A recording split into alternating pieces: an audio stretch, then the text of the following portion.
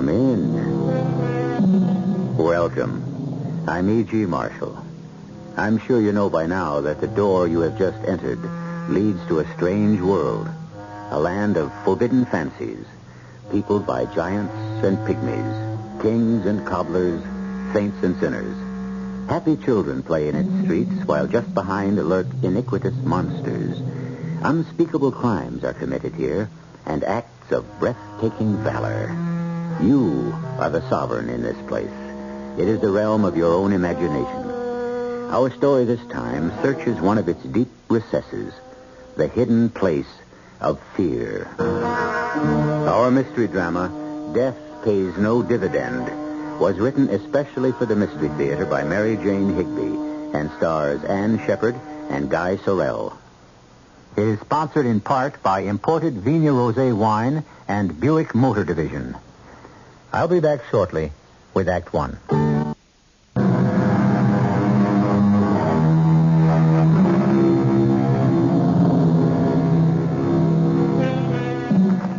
A famous traveler once said that the most important words in any language are, where is the exit? Où est la sortie? Donde está la salida? But what of the place where there is no way out, where every wall is a blank one, marked no exit? This is the circumstance of three men whose work brings them to the tip of a very small island. There was once a stockade here. It was the wall for which the street was named. Wall Street is silent now. The rush of the day has not yet descended. But 30 stories above the narrow street, footsteps echo sharply along a marble corridor. Miss Hannigan, wait. Oh, Mr. Green. Good morning. I didn't expect you here this hour in the morning. Mr. Green, I've been so worried. About getting another job? Well, I'm sure we can help you. Our recommendation should be worth something in spite of... No, not about myself. It's Mr. Ellis. Oh? He's horribly depressed. Well, that's only to be expected. You put your whole life into a business, and then through no fault of your own, it suddenly blows up in your face. No, wait. Please. Don't open the office door yet. I've got to tell you something. Well, couldn't you tell me inside? No, I think Mr. Ellis may be inside there. I do hope so. He's not in his apartment. He worked late last night, cleaning out the desk and making the last arrangements. It's like a funeral. Oh, it's worse than a funeral for Mr. Ellis. He's not like you and Mr. Folger. You both have families, someone to share. Well, it's small comfort to share disgrace with people you love, to drag them down with you. My two boys. I know. I didn't mean to minimize. It's just that, well, frankly, I'm afraid Mr. Ellis is going to do away with himself. Kill himself? Oh, no, he wouldn't do that. He made me go home last night. I wanted to stay with him, but he forced me to leave. I tried nearly all night to get him by phone. No answer. Well, let's get in and see what's going on. Oh, good heavens. Papers blowing all over the place. Oh, the draft. The wind... Mr. Green, look. Standing on the ledge to the left of the window. Good Lord. Careful, Miss Hannigan. Mustn't startle him. He might jump. You better speak to him, but quietly. Yes. Try to sound calm. Mr. Ellis, don't do it. Mr. Ellis, please don't.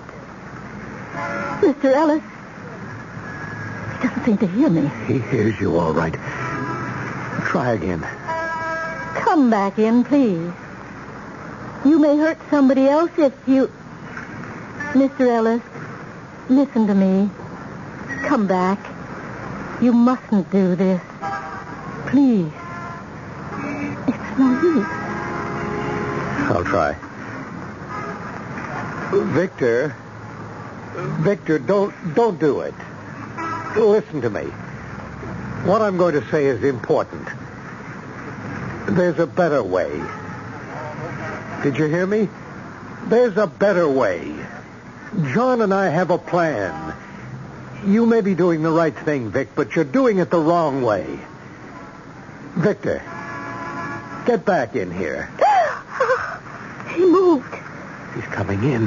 Yes. When he gets his head to the window, grab his arm. Oh, If only he doesn't fall now. Damn narrow ledge. Oh, dear Lord, don't let him fall. Don't let him. Oh, there you are, Victor. Steady, old man. Come, Mr. Ellis. Let me go. All right. Sit down. Thank God. Close the window, Miss Hannigan. I looked down. I could have done it if I hadn't looked down. I fouled this up like everything else. I can't do anything right. Oh, don't say that. Nothing that happened was your fault. You were all victims of a rotten crook. I didn't have the guts to jump. Just didn't have the guts. Thank heaven you didn't.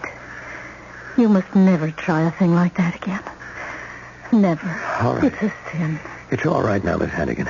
Yes, it's all right now. I'd never forgive myself. Now. Calm down. Good morning. What's going on? What's with Miss Hannigan? She's had a bad shock. What happened? Later, John. Please, Miss Hannigan. I'm so scared. It's helpless. I never forgive myself. Look, come on now. Snap out of it. Miss Hannigan. She's been under a terrible strain. I'm sorry. My nerves. Yes, of course. Victor, get us some water, will you? Oh, sure. I'll be a moment. I've got to talk to you alone, John. Okay. Come in my office. Are you sure you're all right now, Miss Hannigan? I'm sorry I let go like that. It won't happen again. All right, relax. Try to go on as though nothing had happened. Here's the water. I didn't mean to put you through this. You, of all people. Come on, John. I think we should let Miss Hannigan go home. No, that won't be necessary, Mr. Folger. I'm all right. Kent? Yes? What did you mean? There's a better way. We'll talk about it later. Now, what was going on? Victor tried to jump out of the window. What? He was standing on the ledge when we got here this morning. Oh, for Pete's sake. That idiot. How long was he out there? Did he draw a crowd? No. Well, I suppose somebody must have seen him, though. That fool. Well, this settles it, John. We've got to let him in on the scheme. No. Vic's too unstable. He's sure to blow it. It's the only way to keep him from blowing it. It's obvious. If word gets around that a member of the firm tried to commit suicide and then something happened to us, they'd never stop the investigation. Not until our families were starving. Damn it all, that's not going to happen. I'm going to meet my obligation to Marie. We both have obligations, John. I'm not going to leave my wife helpless. I'm going to provide for her if it's the last thing I do. It will be. Look, you don't understand, Victor. His father founded this firm, and it's been Victor's whole life, a sort of memorial to his father. Well, now this scandal... Well, the mood he's in, he's apt to do anything. The only way to protect the scheme is to let him in on it. Oh, you're probably right. But all my instincts are against it. Well, shall I get him in here? Yeah, I guess so. Well, I'll get him. But if he louses this up... Vic? Yes? Come in here a minute, will you? Yes? What is it? Close the door. You made a jackass of yourself, didn't Cool you? it, John. Now, if you've got some cockeyed scheme to keep the scandal from breaking, don't waste my time. We'll be lucky if we get less than 20 years. Oh, come on. Drop the emotional jag and talk sense. Kent and I are in a worse spot than you are. We both have families to provide for, right? And there is just one way to do it. Our life insurance. You can't collect on suicide. We know that. But you can collect on murder. What? I don't get it. A good, clean bullet in the back of the head when you're least expecting it. It's an easy way to go, Vic. You'd never know what hit you. Well, how do you think you're going to bring that off? Never mind. I can bring it off. Years ago, I did a favor for somebody. I didn't know him too well, but I used to drop into his place once in a while for... Well, never mind what for. Later, he got mixed up with some pretty notorious characters, so I figured he'd be in a position to arrange what they call a contract. What kind of contract? Oh, for Pete's sake, I know you've devoted your whole life to the firm, but don't you ever go to the movies? You must know there's such a thing as a hired killer. Oh, that kind of contract. Yes, that kind. So? We have 2 contracts right now. Now, do you want to make a third? You mean pay somebody to kill me? Yeah, $3,000. Well, now, I don't know. It makes a great deal more sense than what you just tried to do. No pain. No mess. These guys are professionals. It's a tough idea to get used to. How do I go about it? 1 quick phone call and $3,000 in cash. Now, maybe you ought to take a few hours to think it over. Well, I've tried 3 times to kill myself. I haven't the nerve. Okay, go ahead. Make your phone call. You're sure? Yes. Because once I complete this call, there'll be no turning back. You understand that, Victor? You got to be sure you want to go through with. Hello? Is Louis there? Right, I'll hold on. You sure you want me to go ahead? Yes. Louis? This is John Folger. Yes, I know. I promised not to call you again. No, we're going through with it. We, want to add another name to the shareholders. 3,000, right? Where? All 3 of us? Oh. All right. Will do. We're to put the money in a book in the 42nd Street Library. Put the book back on the shelf at exactly 5 p.m., walk out, and stand for a few minutes chatting near the lions on the library steps. And then split. Oh, they're kidding. Oh, no. They're in earnest. Deadly earnest. Why hang around on the steps? I should imagine somebody wants to get a good look at us. The killer? Yes. It would be a shame to rub out the wrong guys.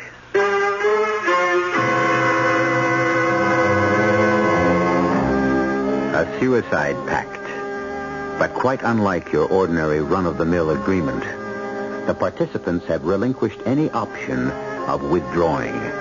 From now on, each one knows that his next move may well be his last. We'll see how they stand up under that unpleasant knowledge when we return with Act 2.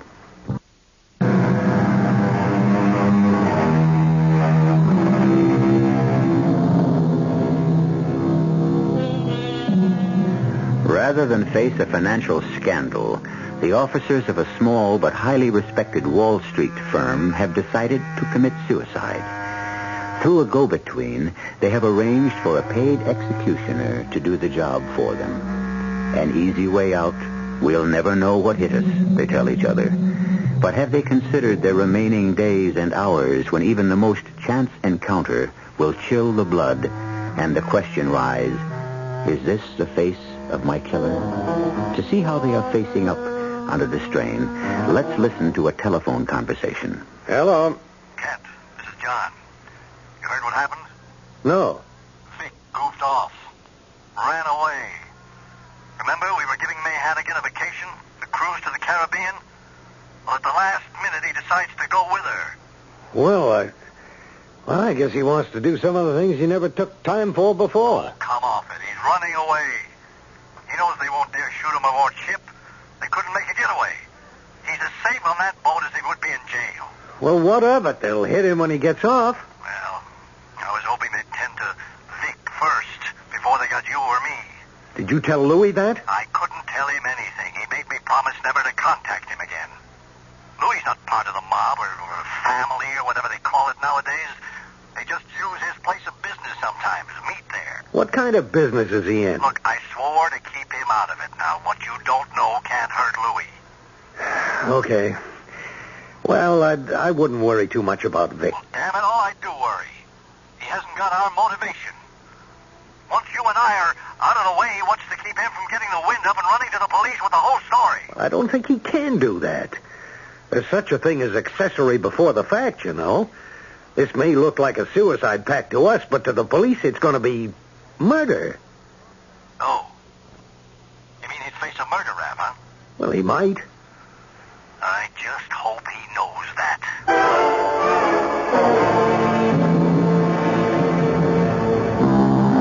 Look. Darn thing startles me every time I hear it. We should be used to it by now. They blow it every day at noon.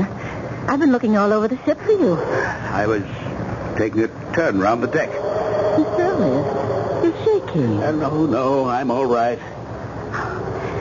Look, I'm not absolutely sure, but I think I have something wonderful to tell you. Did you hear the news broadcast this morning? No, indeed. I'm not wasting my last few days listening to... No, I didn't. Well, you know those penny gold stocks you bought a few years ago, you and Mr. Green? Penny gold? Oh, yes, the stock we bought from Harrison to help him out of a tight spot. Mm-hmm. It's worthless. Well, that company, I think it's the same company, has just made the greatest gold strike since 1849. What? Mm-hmm. Harrison's company? I went straight to the radio room as soon as I heard it. The broadcaster taped, you know, and they were kind enough to run it again for me. I have the notes I took here in my purse. Oh, dear, it's awfully windy, isn't it? We'll go inside. The President Taft Mining Corporation? That's the one, isn't it? I believe so. Yes. Here, let me get the door. That's better. Relief to get out of that wind. Now, here's what I took down. The President Taft Mining Corporation has uncovered what seems to be the lost Fortuna vein. Does that make sense to you? Yes. The Fortuna, yes, it does. Harrison mentioned the Fortuna vein. This ledge of almost pure gold said to exist in Mono County, California. Mono County, that's right. Has been sought by miners for over 100 years. The Fortuna vein, it must be Harrison's company. Well, This changes everything, doesn't it? oh, it sure does. You can pay off the debts of that crook and his disgraceful charisma funding company. Well, if this report is accurate, we can. You have a lot of Taft stock, and with the price of gold now... Who'd ever have thought? Why, that part of California has been picked over so much, it seems impossible there'd be an ounce of gold left in the ground. We only bought it to help Harrison out. Oh, I'm so happy for you. You deserve Oh, it. Miss Hannigan, you're a jewel. Oh, Mr. Ellis, my hair. You don't mind my kissing you? No. So happy. What a day. Come on, down to the bar. We'll crack a bottle of champagne. Kent, I'm so glad you decided to telephone me here aboard ship instead of waiting till I got back. I've been trying to get you all afternoon. There was no answer at the office. No, the office is closed. Oh, where are you, home? No, I'm calling from outside, a payphone. Well, great news, eh? It is Harrison's company, isn't it? What? The Taft Mining Corporation. Oh, yes. Yes, Harrison's stock has gone way up, out of sight. Well, that just about gets us off the hook, doesn't it? Yes. Financially, it looks like things can be worked out. Oh, great. Who'd ever have thought it? You got in touch with the bank and called Morgan and Benson, didn't you? Kent? Hello? Yes, I'm here. Kent. John got in touch with that man, Louis, didn't he? Called it off? Kent? Vic, that's why I phoned. Is John all right? No, You mean he didn't get to Louis? he never had the chance. Oh, when? Where? In front of his house. Just one shot, Vic. From a passing car. Just one shot.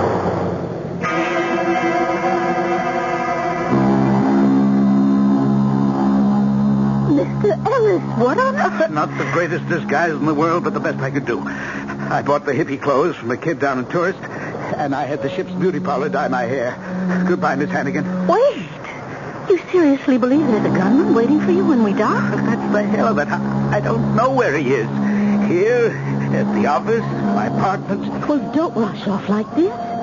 You're not thinking clearly. There's only one sensible thing to do. Go to the police. The police? Tell them the whole story and ask for protection. I can't do that. It's the only way. But I can't do that to John. Mr. Folger's dead, Mr. Ellis. His widow's alive and she's an invalid. If I go to the police, they'll cancel the insurance you'll get. The firm can take care of Mrs. Folger. We'll be lucky if we can pay our debts and save the firm. No, I got into this mess and I've got to see it through. I'm going to make a break and run for it. I'll be the first one off the ship and run to a taxi. Please, listen to me.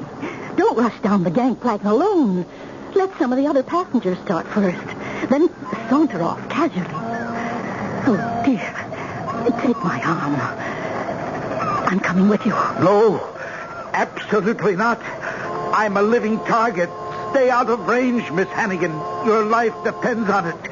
Goodbye. Where do you plan to go? Some hotel, I guess, till I can figure a way to get out of town safely. Here. Look, take my keys. Go to my apartment. No, I'm not going to drag you into this. It's the safest place for you. Nobody will dream of looking for you there. And I can reach you by phone. I'll go straight to the office. That way, you'll know what's going on. Well, all right. But only for a few hours. We've got to talk to this Louis person. I hope Kent's still alive. If not, you have the power of attorney. I executed for you in Puerto Rico. Take complete charge until you hear from one of us again. If you ever do. Goodbye, Miss Hannigan.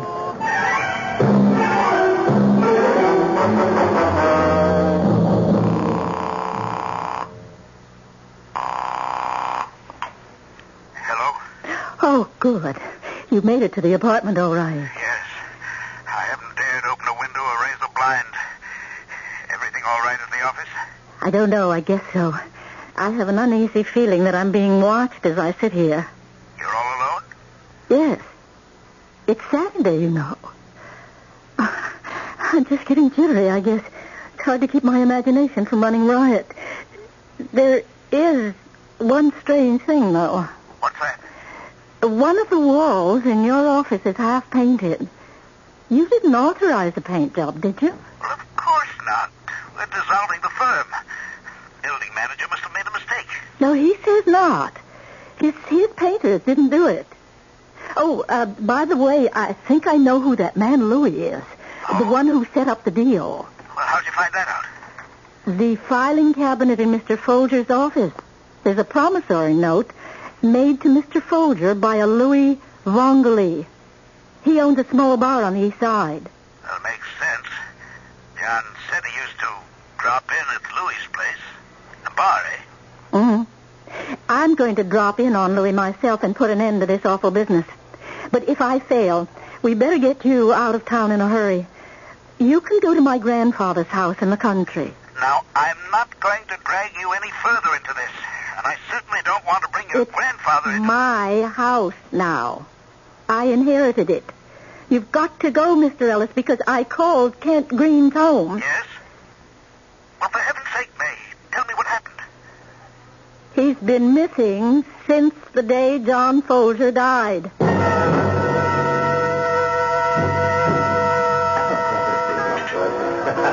What'll it be, miss? Some nice fresh oysters? Just come in this morning. I'd like to see the owner, please. I want to talk to Louis. You're talking to him. Well, it's a confidential matter. This is the lunch hour, lady. I'm busy. Come back, say, 3:30, 4 o'clock. No. I've got to talk to you now. It's about John Folger.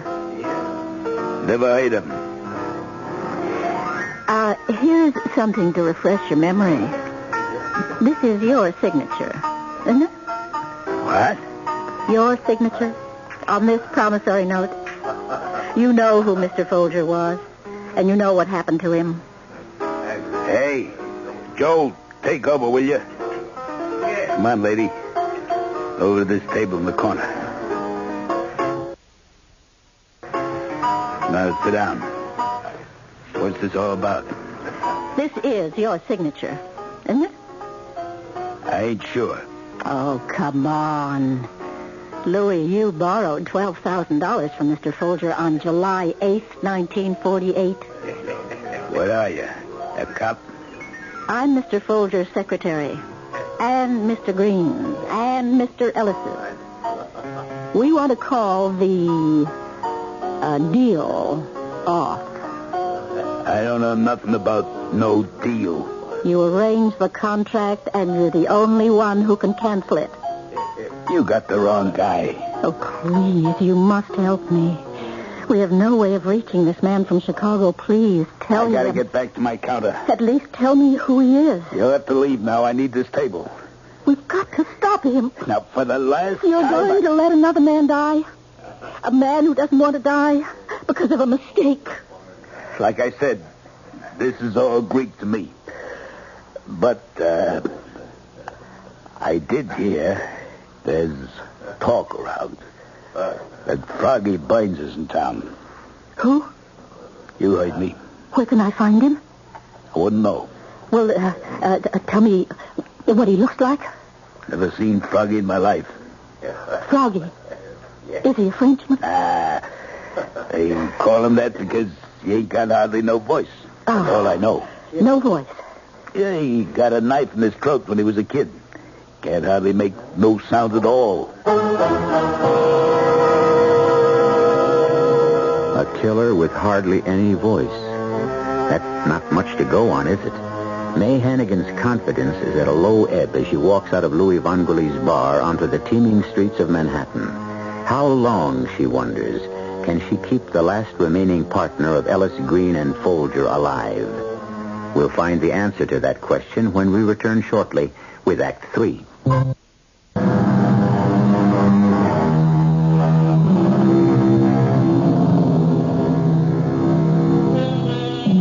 May Hannigan found herself peering nervously into every darkened doorway as she approached the garage which housed her automobile.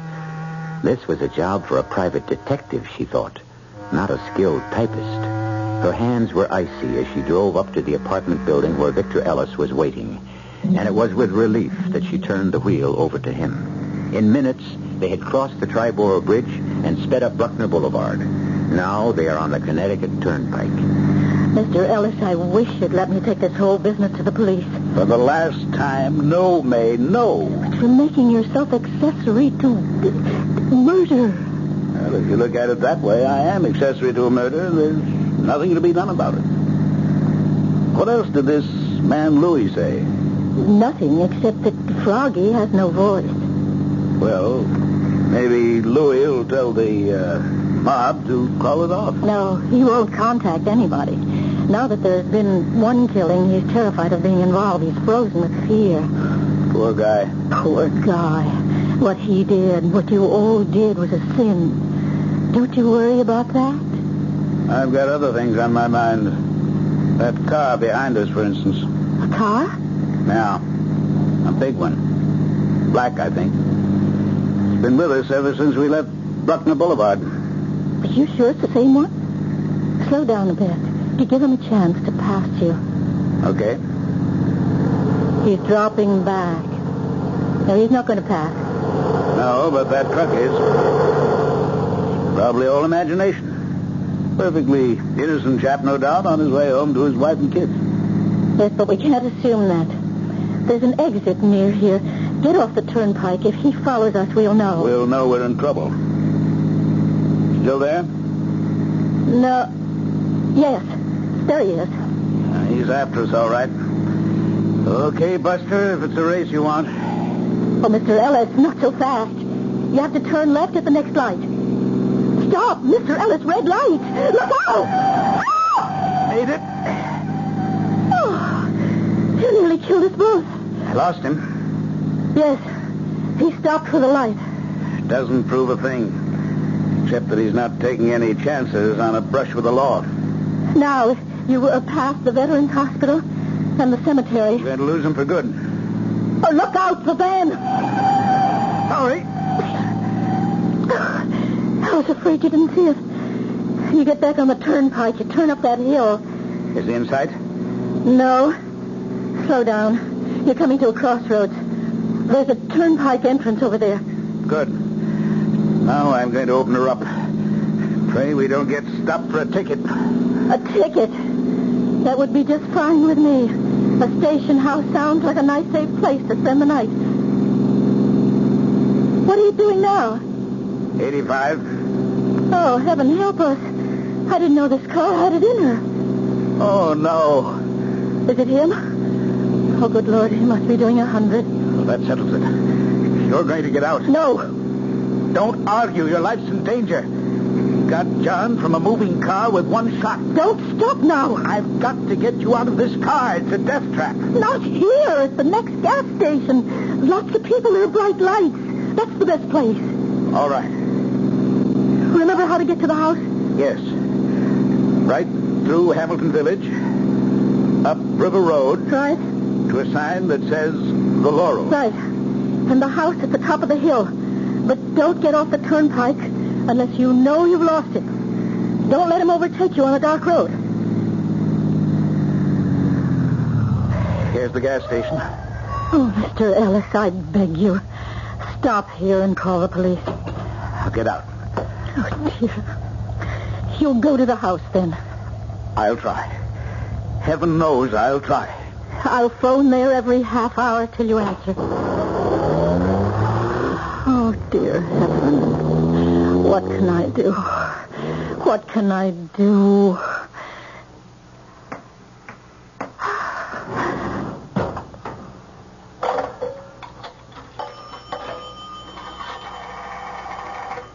Operator, this is an emergency. Get me the Hamilton police. Hamilton. H-A-M-I. That's right. Hello? Is this the police station in Hamilton? I want to report a stolen car. My name? Hannigan. I own the house on Laurel Hill. Oh, well, hello, Sergeant Kelly. Yes, this is May Hannigan. Look, this weird-looking man, he's middle-aged, dyed hair, wearing tie-dyed pants, striped sneakers, and a sweatshirt with a pair of big red lips on the back. A real weirdo. Yes. And I think he's on drugs or something. He stole my car. Yes, that's correct. And he's got my house keys as well. He's on his way up there now. Yes? And will you send a police car to head him off? Yes, I'll be in tomorrow and press charges. Thank you. Well, that'll put him where he'll be safe for the night.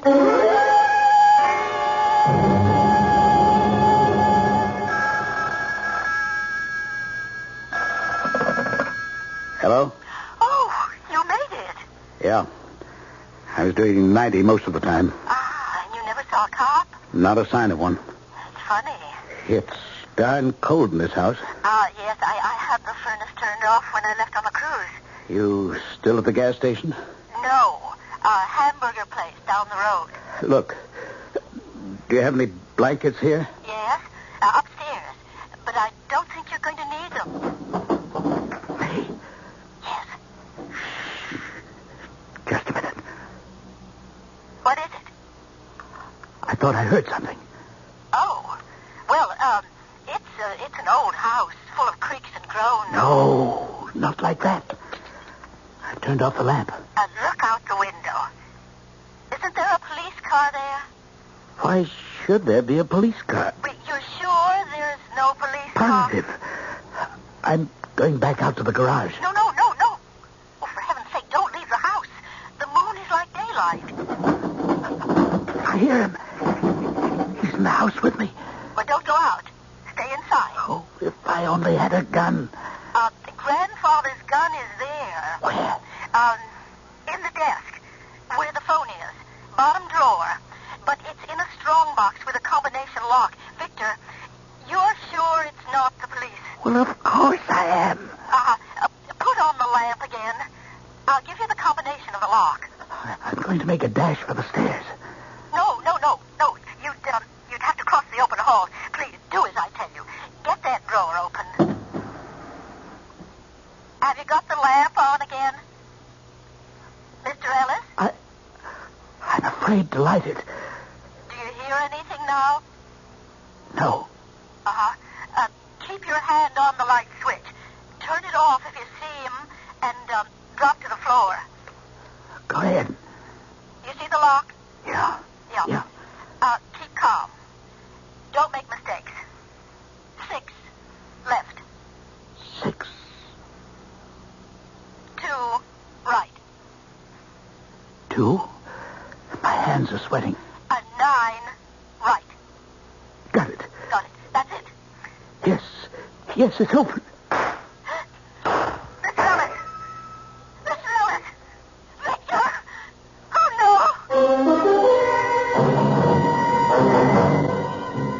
no! I'm well aware of my constitutional rights, and I don't think you can lock me up in that cell. Well, I don't happen to have identification on me, but I can assure you that I am Victor Fairchild Ellis, Jr. of Ellis, Folger & Green, a brokerage firm. Sure you are. That outfit's the latest thing on Wall Street. All the brokers run around in red, white, and blue sneakers. Come on. In you go. I can explain... You can explain all you like in the morning. Now, in. Both of you. What's this? I'm an innocent bystander. I got nothing to do with this guy. You got nothing on me. Carrying a concealed weapon. Get moving. Or are we going to have to give you a little help? You're not locking me up with this nut, are That's you? the idea. Now simmer down and get some sleep. You're going to need your wits about you in the morning. Heaven notices. Well, Froggy Burns, you're just the man I want to talk to. And this was a good place to do it. Come to think of it, it's a great place. The best I could ever find. I'm sorry I had you arrested, but I didn't know what else to do. Well, thank the Lord you did. I've never been so jittery in my life.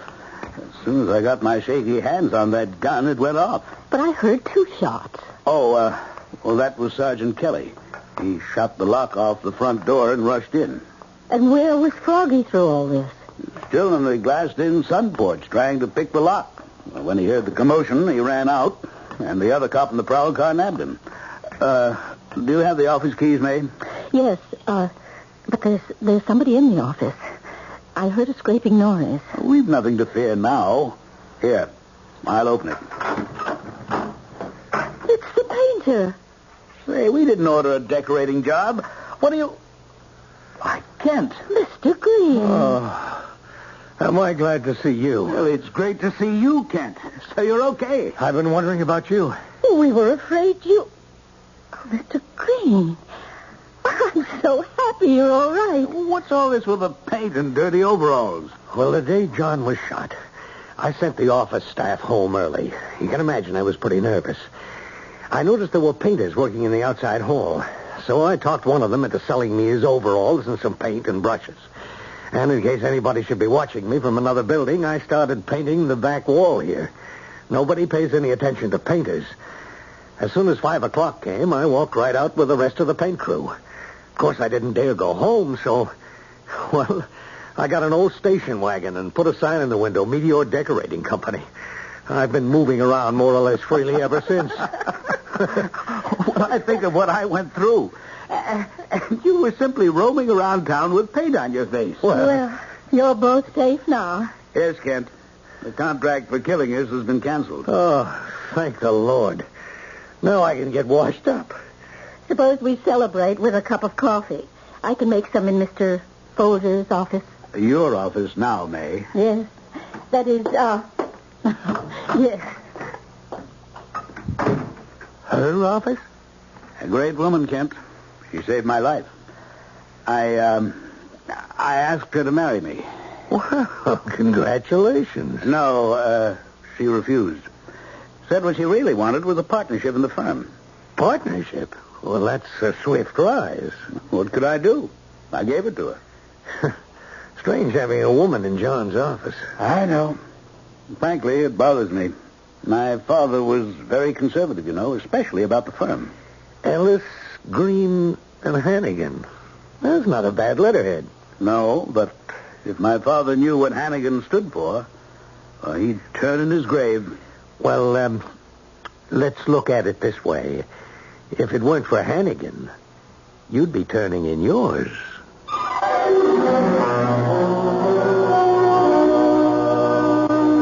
So May Hannigan accomplished two very difficult things that night. She saved her employer from certain death, and she raised herself into the gilded executive ranks. And that, as any secretary will tell you, is the hardest thing in the world to do. But as May herself often says, there must be an easier way. I'll be back shortly. You're driving a car you knew you were going to buy the minute you saw it. Skyhawk. Buick Skyhawk. You just knew a car this streamlined would be easy on gas, and you were right. In published EPA mileage test results, Skyhawk got 25 miles per gallon on the open road and 16 in the city. Skyhawk.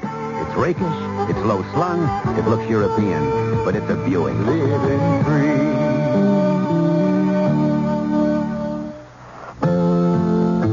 Hi, I'm Burl Ives. You know, nothing perks up a meal like an exciting side dish.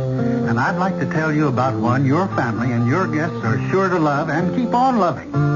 It's Uncle Ben's long grain and wild rice. It's a mouth-watering mixture of Uncle Ben's converted brand rice, wild rice, herbs, and seasonings. It's the kind of side dish that can make an ordinary meal a great meal and can keep a great meal from becoming ordinary. In fact, Uncle Ben's long grain and wild rice is so good, they tell me that most everyone who tries it comes back for more. That's because there are no compromises in quality. But that's the way Uncle Ben's does business. So, to make an ordinary meal a great meal, try Uncle Ben's long grain and wild rice. And to make sure you get the quality ingredients and good taste I've told you about, make sure it's Uncle Ben's.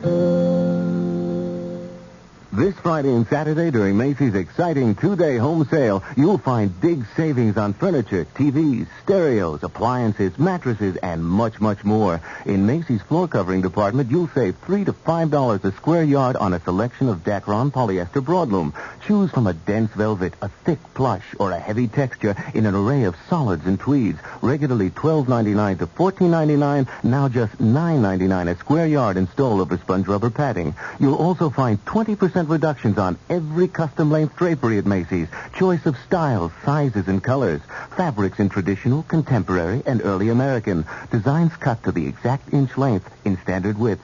Bring your window measurements, all delivered in just 3 weeks. There is also a huge assortment of machine-washable Dacron polyester Neon curtains on sale at substantial savings. Just a few of the great buys Friday and Saturday at Macy's exciting two-day home sale. Broadloom at all Macy's stores except Flatbush.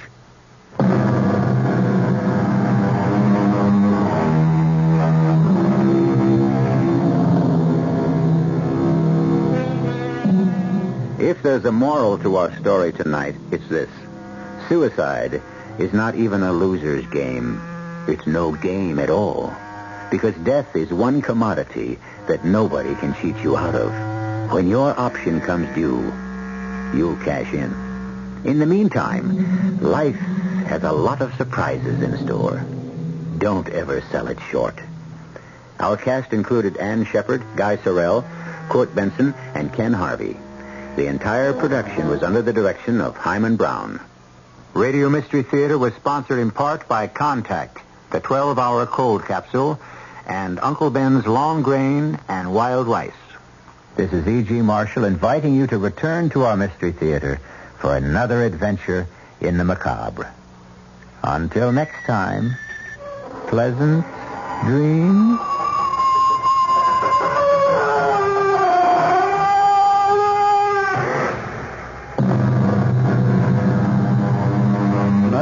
WOR Mystery Theater was also brought to you in part by ShopRite Supermarkets, where you get a lot more for a little less.